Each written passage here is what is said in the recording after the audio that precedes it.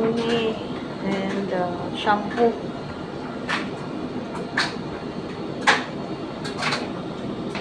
I'm washing the black color. Turn it on. Speed wash. And then click this one. Also this one. And then select gold. And then start.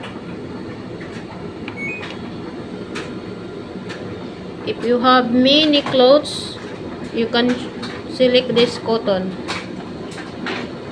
If too much clothes, just select this cotton, and the same way you can press the start.